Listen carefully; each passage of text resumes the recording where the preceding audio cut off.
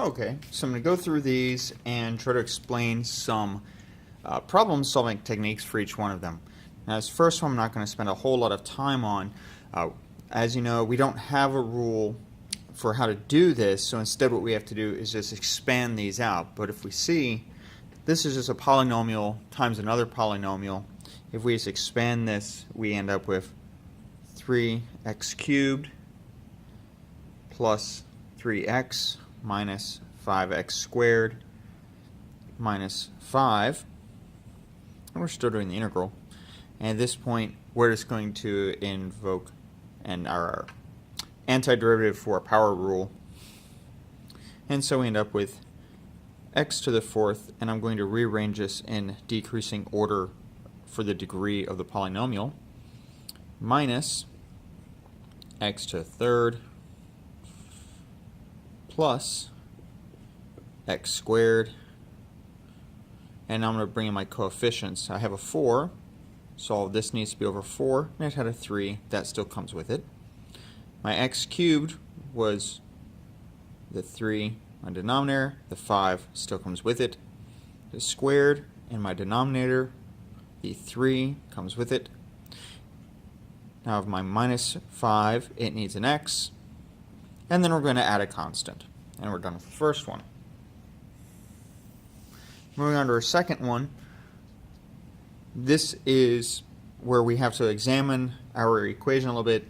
We know we don't have any form to actually take care of this. There's no antiderivative that directly addresses this. So instead, what we have to do is look and see if there are other methods we can use to solve it. Now in this particular case, what we notice is that, is there anything in here that looks like the derivative of something else? In particular, if we notice our tangent. If we take the derivative of tangent, we get secant squared. Now of course, we have a secant squared, but we don't have a 5 secant squared or anything like that. But let's look at this for a substitution. Let's start with tangent of x plus 3. So I'm going to drag along any constants, because when I take the derivative of that, all my constants go away. And instead, and we'll put the 5 there, I get 5 secant squared x dx. So the only thing I'm missing is I'm missing a 5. But I can put a 5 there as long as I also divide by 5. So if we do that, and now I can rewrite it, first thing I'm going to do is I want to get my du. So I'm going to line out, this is my own bookkeeping, I'm going to line out those things I need in order to get a du. So I need to get rid of a dx, I need to get rid of a 5 secant squared x. And now I get a du. I don't have anything left on my numerator, so I have to put a 1 there. Now my denominator, I still have that 5, it hasn't gone anywhere. And I intentionally made the entire interior my u, so I have this. Now we can rewrite this again to make it a little bit neater. I'm going to pull out my 1/5 as a constant, still doing an integral, and I have 1 over the square root of u. Now, if you know anything about me, you'll remember I don't like the radicals inside of it, and so I'm just going to make it to the negative exponent of negative 1/2. Well this, again, now we're going to do our same type of antiderivative that we did before, that if I had some kind of function and it turned into u to the negative 1/2, well that means I had to have removed 1 from it, which meant originally I can add 1 back to it, I get 1/2, and I still have the u. Now if I still have my 1/5, and now I just have to apply my, I know to remember in a second. If I did my derivative right now, I'd have 1/2 coming down, which means I had to have had something to get rid of that since it wasn't here. So we would say also divide the entire thing by 1/2, or just take the reciprocal of that, and that's going to be 2. Now if I rewrite this, because I never plugged in for this, I need to get my u and turn it back into my functions of x. So instead, I'll combine these, so I have 2/5, and I have u to the 1/2. Well, that's the square root. of u, and in this case u was 5 tangent x plus 3.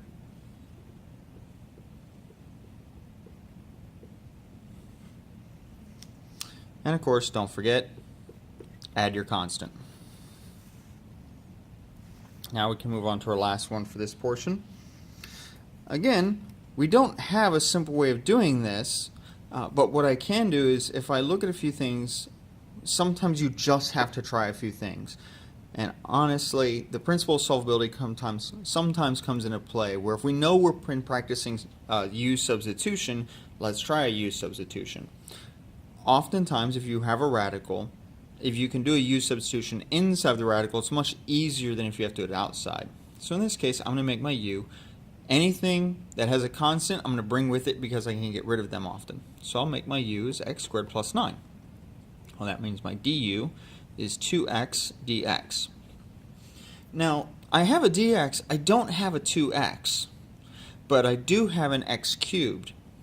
Well, I can factor off one of those x's, and then I have an x squared. And I'm just going to do this portion now. I know all of this is my u, so I can put my u here. I still have a dx. So now I have an x and I have a dx. I'm just lacking a 2, but we already know how to do that. If I multiply it by 2 and divide it by 2, then I get my 2, and I just lose it. So I have 1/2. I'm going to lose my, and I'm going to bring it outside right away, just like up here. We took a moment and did it in the second step.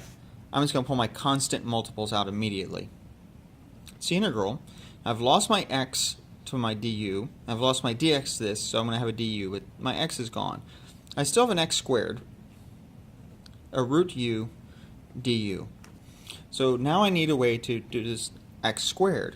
Well, I have that. I have that u equals x squared plus 9. Well, I can do a little bit of manipulation then, and I say that u minus 9, well, that's x squared.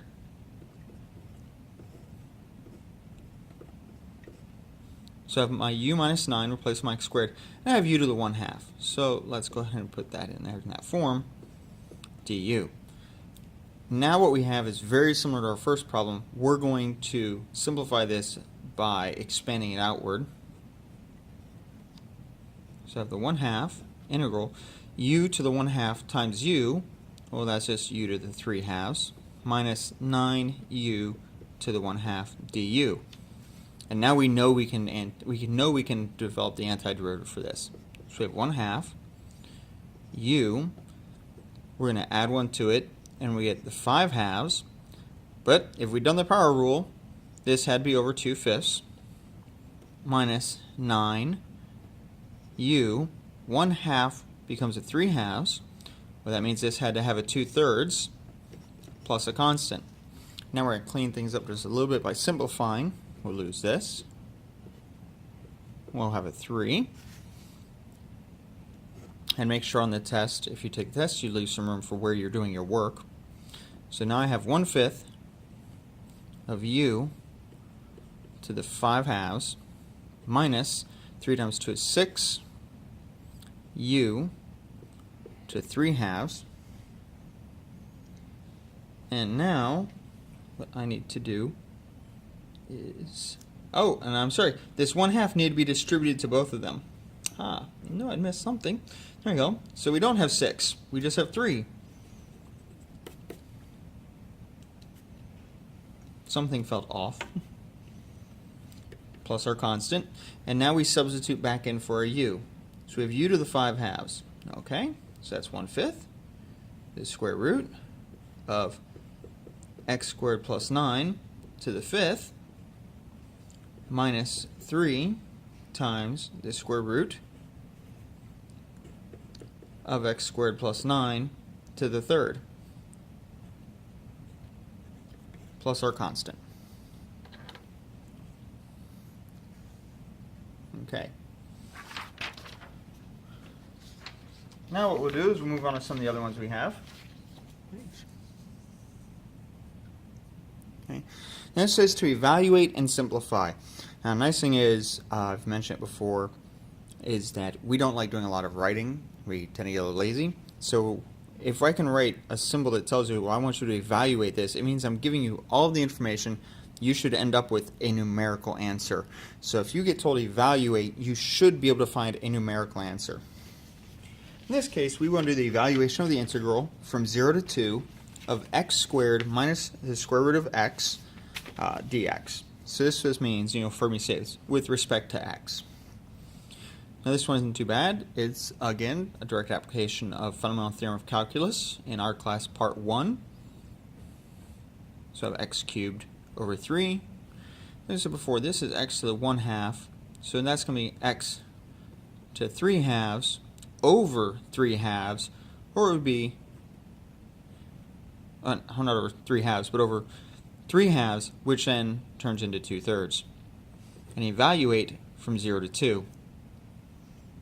So if we do so, we get 8/3 minus 2 times the square root of 2 cubed all over 3 minus this evaluated at 0. Well, this turns into 0, and this term is 0, so this is 0. So we can say 8/3 minus 2 times the square root of 8 over 3. And I know I can factor out a 2 from my square root of 8. So I have 8/3 minus 2 times 2 root 2 all over 3, or 8 minus 4 root 2 all over 3. Now, let's go on to our next one. So here we want to integrate from 0 to pi over 2 of sine x cosine x dx. Now, of course, we don't have a perfect form already to say, well, if I have sine x cosine x, that had to have been something that turned into that. So instead, we have to manipulate this. But the nice thing is we can look at this and see what relationships do we see. Well, sine x, cosine is the derivative of sine, or negative sine is the derivative of cosine. So we know we have that relationship. In order to maintain our positive signs, we'll take our u to be sine x. Otherwise, our du would become negative. But as it is, our du is cosine x dx. And we see this immediately, we have a du. And we have a u. Now, we haven't changed our limits of integration on any previous questions because they didn't come up yet. Now we can, though. In order to know what our new limits of integration are, we have to take our 0, put it into our sine x, in order to know what the limits are with respect to u. Well, I put 0 into sine x, that gives me 0, because sine of 0 is 0. I take pi over 2, well, sine of pi over 2 is 1. I have u du. We've actually completely changed the problem this time, and I'll show how to do it without having done so. Instead, I can just say I'm going to take the generic antiderivative. We still know it's u du, and I'm not going to change my limits of integration, and we'll work this both ways to show how you get to your answer. Well, now, if I take my antiderivative, I get u squared over 2, evaluated from 0 to 1, gives me 1/2. Now, if I do it this way, I still get u squared over 2. But now what I have to do is, in order to be able to evaluate it, I need to go back and substitute back in what u is. So now I get sine squared of x over 2, evaluated 0 to pi over 2. So remember, we didn't change our limits of integration, so instead we have to substitute back and use our original limits. Or you can evaluate to see what your new limits of integration would be by solving for your u, by plugging them into your sine x, and evaluate that way. My personal preference is to do this. However, everyone's going to be different. Now I look at sine of pi over 2, quantity squared. Well, sine of pi over 2 is 1. I square it, it's still 1. So I have 1/2 minus sine of 0 is 0, squared is still 0. So I still get 1/2 either way that I prove this problem. Now we're going to go to our last one. And this one I'll do, like I said, in the way that I prefer to do it. And if we look, we have x, sine of x squared. We don't have a way to do our polynomial and trigonometric function. So we know we're going to do something, and this is almost a giveaway. Whenever you have a polynomial and a trig function, you will often do a U-substitution of some type. Not always, but at this point, very commonly. So now our question is, what are we going to use for our U? Well, if we look, if we do our U is x, our du is just going to be 1. And we'll be stuck with those x squareds. We're not going to get rid of them. And we won't be able to get a d. We could get a du, but we'd have an x squared problem. But if I make it my x squared, my du is just 2x dx. Well, we have an x, we're missing our 2, we can put that in there. And as I said, this time I'm going to do it without changing my limits of integration. If you want to change your limits of integration, you can. I'm doing it without changing it. So I have a 2x dx. I only have one of them here. That's how I'm going to get 2 of them. And I have my du. My sine of x squared becomes a sine of u. Well, of course, the only way I could get a sine of u is if I began with a negative cosine. So now I have negative 1/2 cosine u plus c. But now I need to put it back into terms of x in order to solve it. So negative 1/2 cosine x squared, and evaluate it from 0 to the square root of 4 pi. Now, here's where we're going to run into our problem. What is this? We know what cosine of 0 is. This is going to give us 1. But what is cosine of the square root of 4 pi? Well, we don't know. But I have to square it. You know, I got lost my own thought at this for a moment. I forgot we were squaring it. So I have cosine of 4 pi. I'm going to square this and get cosine of 4 pi. So I have negative 1/2 cosine of 4 pi. Well, that's the same as cosine of 2 pi, and cosine of 2 pi is just 1. All right, it's cyclic. Every 0 to 2 pi, it just repeats. So 4 pi, well, there's 2 pi again, I'm back at 1. Minus, and then add my other minus sign, cosine of 0 squared is just cosine 0, so it's 1. Forgot my 1/2. So I have negative 1/2 plus 1/2, or we get 0.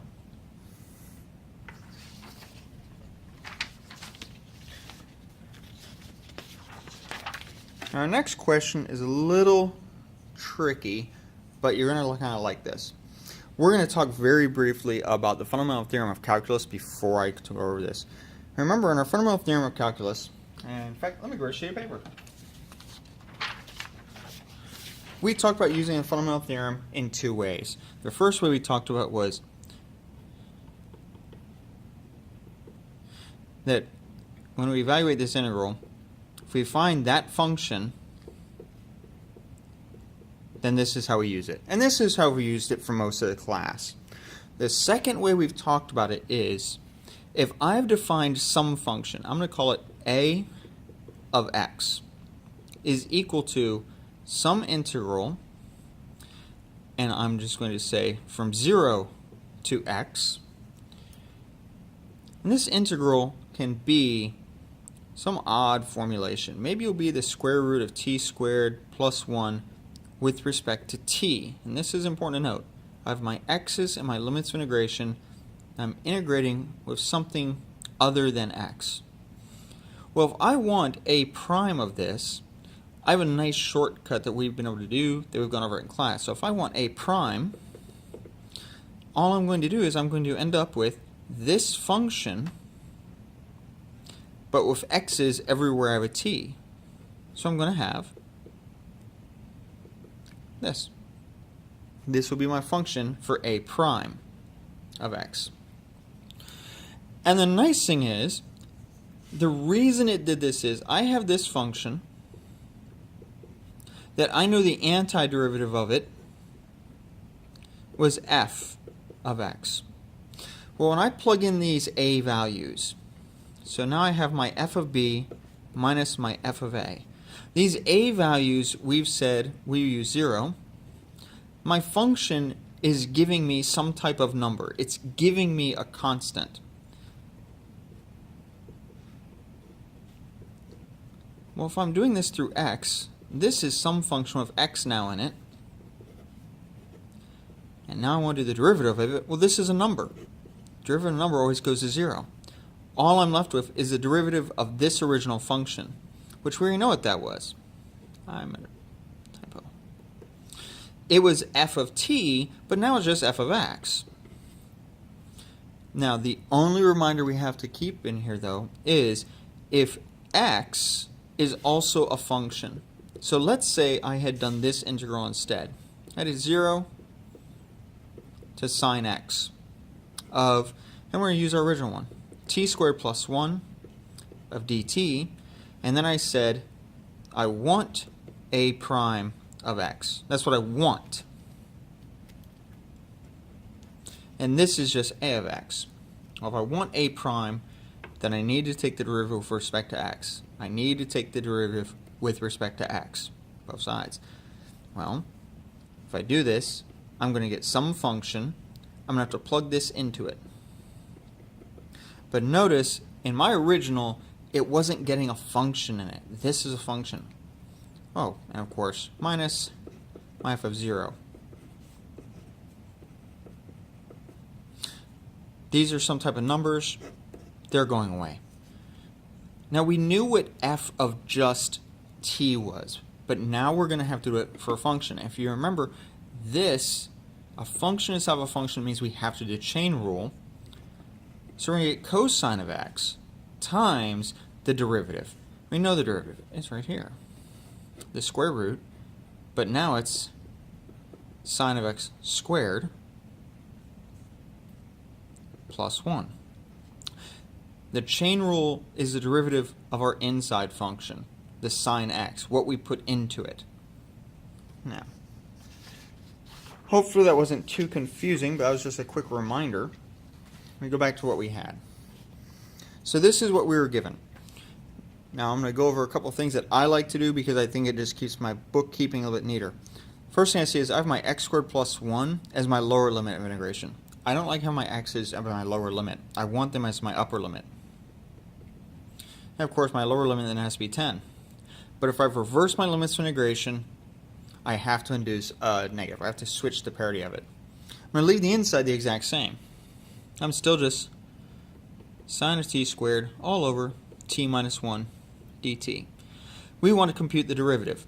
Well, if I look at this, I'm going to have negative sine.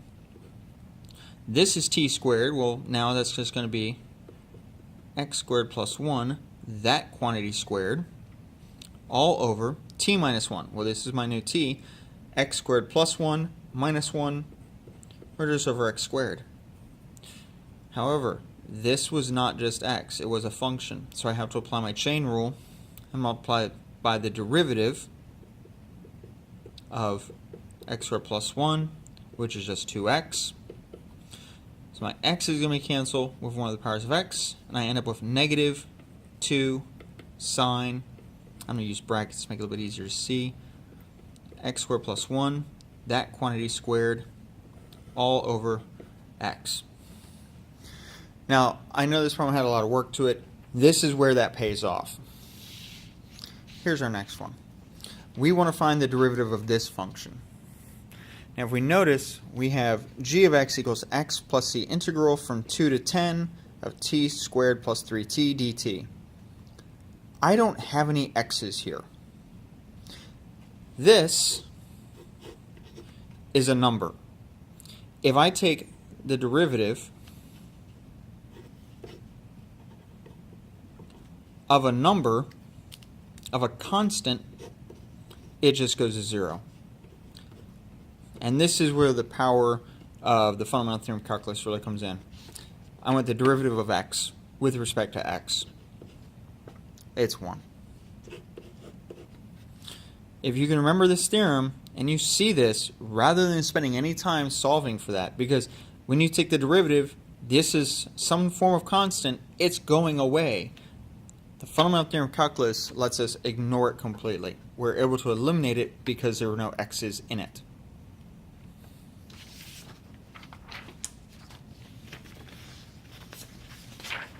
Now, we're going to go into a couple of problems here. These aren't too bad. These will actually go fairly quickly. So an oil tanker has developed a leak. Oil is leaking from the tanker at a rate of RT equals 800 minus 6T squared liters per minute. How much oil has leaked out of the tanker after 10 minutes? So if you remember from some of the worksheets we've done, if we're looking for how much of something has happened, we're often looking at an integral.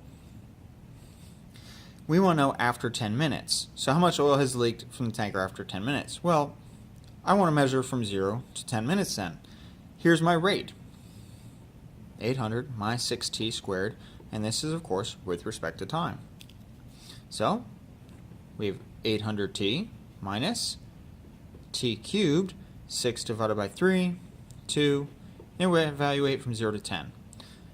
10, we have 8,000 minus 2 times 1,000 minus, well, zeros. That's 0, so minus 0. So I have 8,000 minus 2,000. We've had 6,000 liters leaked already. Now, if this question had given us some other limits, we would just have to put in those other limits. As this was written, it was just how much had leaked in that 10 minutes. And we can see that this makes sense by, we'll use a simple one. We're going to replace our lower limit just to see how it would change. Instead, we said not during the first 10 minutes, but after 5 minutes up through 10 minutes. So from 5 to 10. Just to save a little bit of time writing, we're going to end up with the same antiderivative. Evaluate from 5 to 10. We still get our 8,000 minus 2,000. And now we have minus, and in parentheses, 800 times 5 is 4,000, minus 2 times 5 cubed, and after a little arithmetic in my head, that's 5 times 125. So 2 times 125. Let's make sure I'm doing this right. 5, 25, 125. 2 times 125. Okay. So here, we had 6,000 minus 4,000 minus 250 is just 3,750. So now, between the 5th minute and the 10th minute, we've had a grand total of 2,250 gallons leak. So this is what we can say. If the total amount that leaked was 6,000, and in the last 5 minutes it was 2,000, we can say that it was more leaked in the first 5 than in the second 5. Of course, in this, they just want to know about the first 10. This was just some practice for what if they gave different limits, it still works. It makes sense. Our number should be smaller for the second 5 minutes than the entire 10 minutes. Okay. So now, question 5. We have a particle moving along the x-axis with initial position at the origin, initial velocity of negative 12 meters per second. It's known that the acceleration of the particle is given by this formula for all t. So, we want to find the velocity of the particle at time t. So these are some things I'm going to write. The first one we have is we have position with time. We don't know that yet, but we do know the derivative with respect to time of position with respect to time is equal to the velocity with respect to time. And I know the derivative with respect to time of velocity with respect to time is equal to acceleration with respect to time. Well, if I want to go from acceleration back to velocity, I need to apply the antiderivative. The antiderivative of 6t minus 9. Well, if I apply the antiderivative of that, I have t squared over 2, but there's a 6, so it's 3, minus 9t plus c. We have a velocity with respect to time. We still know what c is. However, our initial condition tells us the initial velocity was negative 12 meters per second squared. So v of 0 has to equal negative 12, and that has to equal 3 times 0 squared minus 9 times 0 plus c. Oh, this is 0, c is negative 12. So velocity with respect to t is 3t squared minus 9t minus 12. So now we want to find the position of the particle at time t. Well, as we said before, derivative with respect to time of position with respect to time is velocity. So the antiderivative of velocity is going to give me my position. I have a velocity. I'm going to take my antiderivative, 3t squared, well, just to keep everything on track. So now I'm going to take my antiderivative. 3t squared, well, that turns into t cubed over 3, the 3's cancel, minus, this turns into t squared, over 2, 9 halves t squared, minus 12t plus c is my position. But I need to know what c is. However, this is again, we're given an initial position is at the origin. My initial position is at the origin, then p at time 0 has to be 0. Well, that equals 0 cubed minus 9 halves 0 squared minus 12 times 0 plus c. Therefore, c equals 0. So position with respect to time is t cubed minus 9 halves t squared minus 12t. So are there any times the particle is not moving, and if so, find them. So if a particle is not moving, its velocity must be equal to 0. We have a function for velocity. Let's set equal to 0, see what we get. So if 0 equals 3t squared minus 9t minus 12, let's factor out our 3. And we get t squared minus 9t minus 12 is just wrong. Don't do that. Factor out the 3, we get t squared minus 3t minus 4. This is a nice polynomial that we can factor. So we have t minus and a t plus. Our middle term is larger, therefore our negative is larger. What times what gives me 4? Well, 1 times 4 gives me 4. My difference is 3. So there we are. So at t of negative 1, we'd get a 0, and t of 4 would get me a 0. Now, honestly, the question does say all t. It says all t. Normally, we don't talk about negative time when dealing with this. So what we can say is its initial position as the origin. We're not going to deal with things in the past. T of negative 1, that happened in the past. We're not worried about it. So is at t equals 4 that we have a velocity with respect to t equals 0.